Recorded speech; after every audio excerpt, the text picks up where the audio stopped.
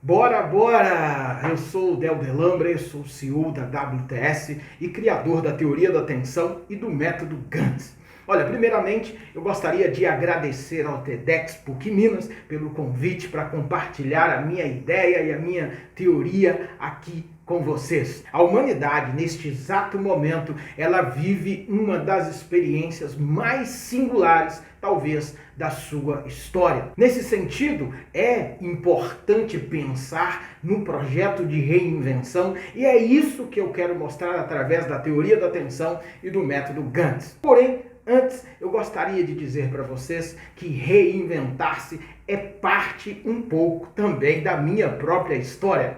Eu me lembro de uma experiência que eu vivi ano passado, em julho de 2019, quando estava indo dar uma palestra na Universidade de Münster, na Alemanha, apresentar a teoria da atenção.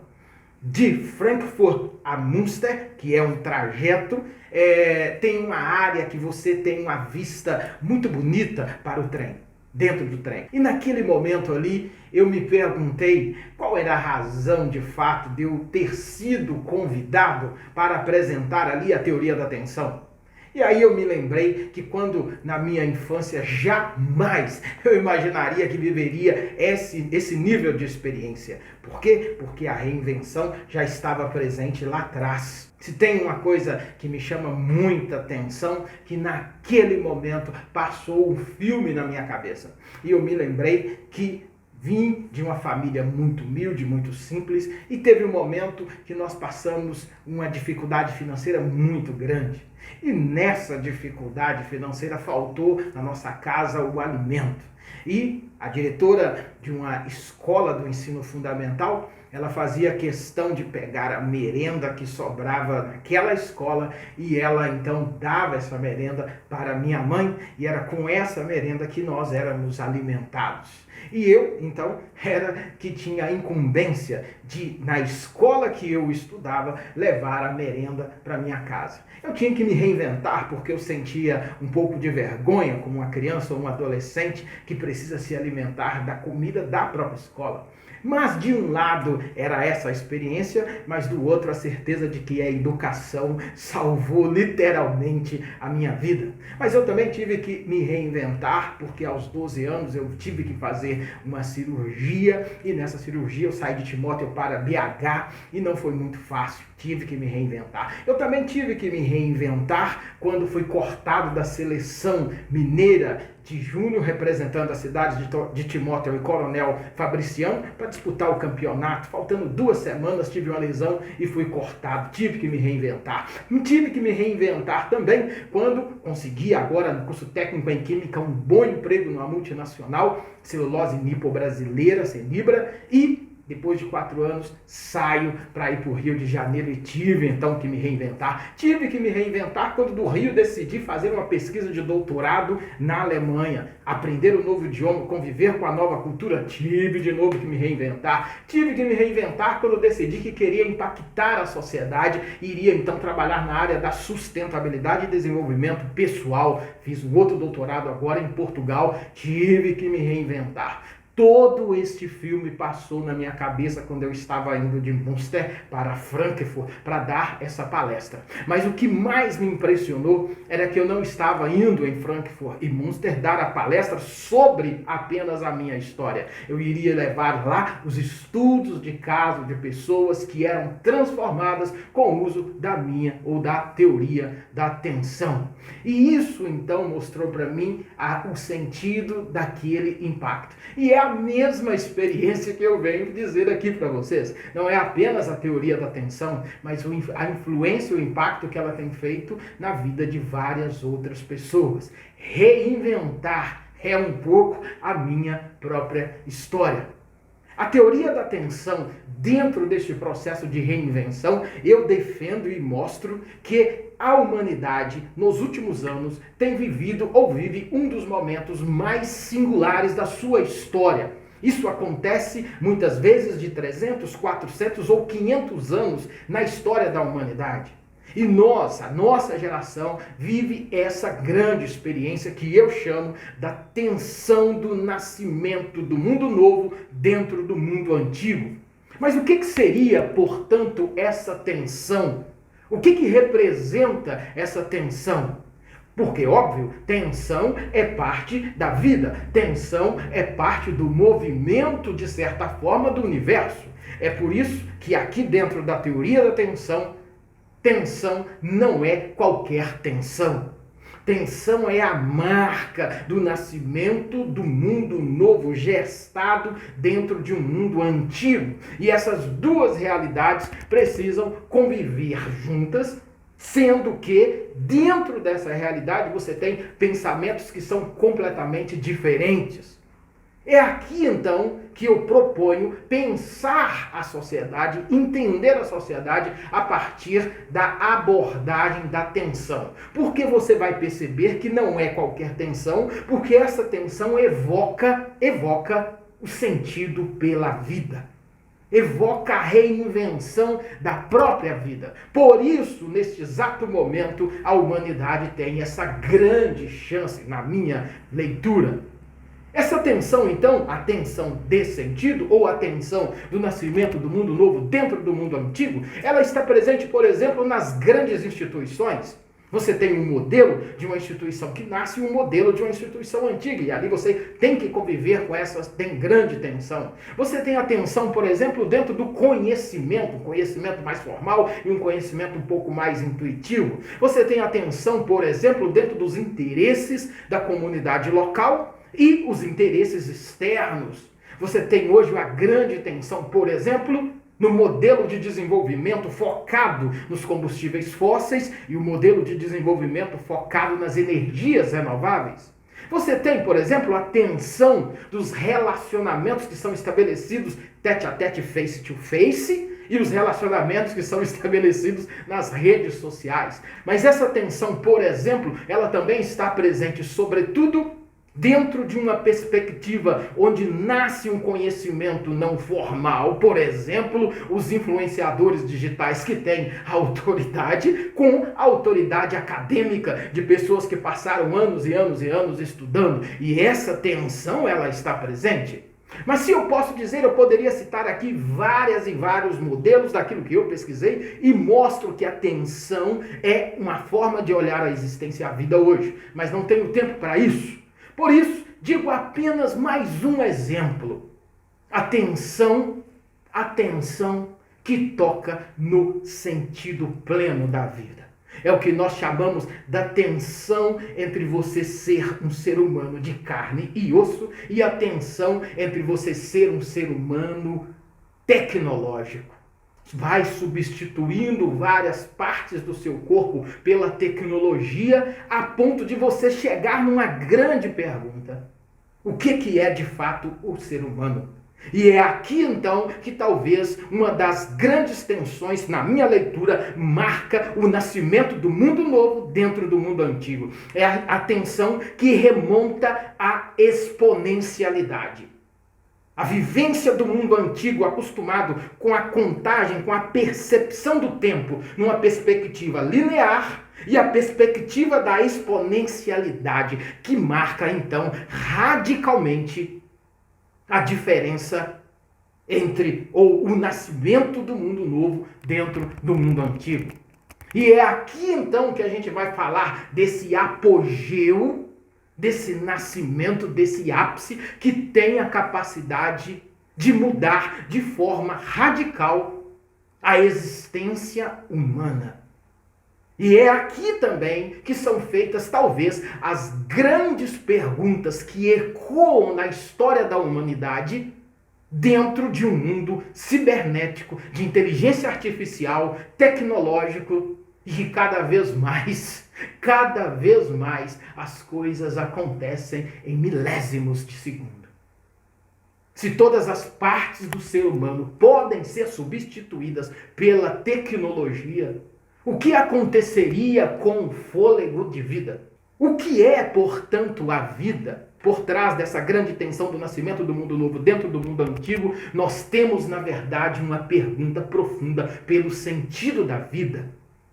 E é aqui, então, na minha leitura, que a humanidade tem a sua grande chance, porque em outros momentos da história, nós também já vivemos esta mesma pergunta, e a humanidade teve que se reinventar para achar novamente o seu caminho que marca a sua continuidade. Embora é sempre interessante notar que o oposto disso também é possível. Mas como eu quero pensar na esperança e na chance, essas grandes perguntas para mim, elas remontam à possibilidade de encontrarmos novamente o caminho e neste exato momento, que é único na história da humanidade, nós colocarmos alguns fundamentos que as próximas gerações poderão construir o oikos, a casa, marcada pela justiça, marcada pela possibilidade do ser humano viver a perpetuação da própria vida. Quais seriam, portanto, as grandes chances que temos então dentro deste exato momento no planeta? Falando então de reinvenção. O novo é a tensão com o antigo e o novo. Neste sentido, em várias partes do mundo, eu sugiro que nós incluamos uma expressão para a gente falar então do novo mundo, dessa realidade que nós estamos vivendo hoje, que não tem igual precedente na história da humanidade. Não tem, com níveis de exponencialidade, de interconexão, de rapidez, a gente não tem. Por isso que o novo em tensão, que é o nascimento do mundo novo dentro do mundo antigo, eu proponho que nós chamemos este período de o novo de hoje. O novo de hoje. O novo de hoje é, portanto, a necessidade de colocar lado a lado os modelos antigos e os modelos novos, para que, em seguida, nós possamos pensar em tomar decisões. Neste sentido, nós temos como humanidade a chance de reinventar de fato a economia. É reinventar. Por que reinventar? Porque nós temos elementos novos que nunca existiram na história da humanidade. Nós temos a chance de reinventar o direito, porque nós precisamos de novas regulamentações. É aqui que eu digo, então, que essa expressão que representa a tensão do nascimento do mundo novo dentro do mundo antigo pode ser colocada como o novo de hoje. O novo de hoje dentro da política, da construção de uma nova política. O novo de hoje da construção de cidades sustentáveis, justas, com mobilidade urbana. O novo de hoje dentro da espiritualidade. O novo de hoje na construção do conhecimento. O novo de hoje no desenvolvimento pessoal, individual e coletivo. O novo de hoje pensando a sustentabilidade inteira, o novo de hoje pensando as pesquisas, o novo de hoje pensando o que é uma sociedade justa. O novo de hoje pensando as escolas, o conhecimento, as empresas e as organizações. O novo de hoje é, portanto, o reconhecimento que ainda é possível ou necessário reinventar a história da humanidade. E é aqui então que entra o método Gantz, como sendo o inteiro em movimento de tensão. O novo de hoje é comparação dos modelos de tensão em todas as áreas para que se possa ter uma leitura inteira, mas é o inteiro em movimento para que se possa então tomar decisões. Educação para o novo de hoje, espiritualidade para o novo de hoje, empresas para o novo de hoje. E é aqui então que nós podemos construir os valores que são representações reais da perpetuação da vida dentro da comunidade local, na relação com todas as coisas que estão externas. Tentei então achar uma palavra, porque tem outras que representam então esse fio condutor que vai permanecer dentro da tensão do nascimento do novo dentro do mundo antigo. Deixo com vocês uma pequena história que representa isso. Uma senhora e um senhor nasceram no interior de Minas Gerais, especificamente num lugar chamado Santana de Ferros. viviam trabalhando dentro de uma fazenda remanescente ainda de escravos. E aquele senhor e aquela senhora escutavam o fazendeiro contar para suas filhas: ricas, vocês são ricas, têm a minha herança, mas se vocês não se dedicarem aos estudos, vocês vão ficar na mão dos homens. Aquela senhora e aquele senhor chegavam em casa, colocavam suas 3 filhas sentadas no fogão de lenha e repetia a mesma coisa. Porém dizia: vocês são pobres, são negras, e se vocês não se dedicarem aos estudos, vocês vão ficar na mão dos homens e do mundo. Eles decidem então estudar, praticamente fogem daquela fazenda e vão para um lugar que é possível estudar, reduzindo a história. Conseguem fazer o ensino fundamental e quando vai virar para fazer o magistério, ou seja, ser professora, não tem condição de pagar. Uma delas então se muda para Belo Horizonte, começa a trabalhar como doméstica, pega parte do seu dinheiro, manda para casa e financia o estudo das irmãs. Passado praticamente uma geração, aquela irmã se torna professora e começa a ensinar a mesma coisa para os seus filhos negros. É preciso estudar. Um desses filhos acredita. E um dia, quando ele estava voltando ali da sua pesquisa de doutorado na Alemanha, está sentado no centro ali da cidade de Tübingen, cai a neve. E ele então se lembra: daqui a 2 meses eu serei um doutor. Mas serei um doutor que é o sonho de uma analfabeta. Essa história que eu acabo de contar para vocês é a minha própria história. Gostaria de dar um abraço na minha avó e agradecê-la por tudo, por não ter desistido, mas ela se foi. E eu decidi que tudo que eu conquistasse iria se transformar em legado, para dar continuidade a essa perpetuação da oportunidade, da chance, da vida e da felicidade aqui na Terra. O ciclo de tensões do nascimento do mundo novo dentro do mundo antigo, a humanidade tem a chance de reinventar valores que a gente nunca deve esquecer. E um deles está nessa história da minha vovó. A visão de legado. Eles pagaram um preço para aquilo que eles não iriam desfrutar.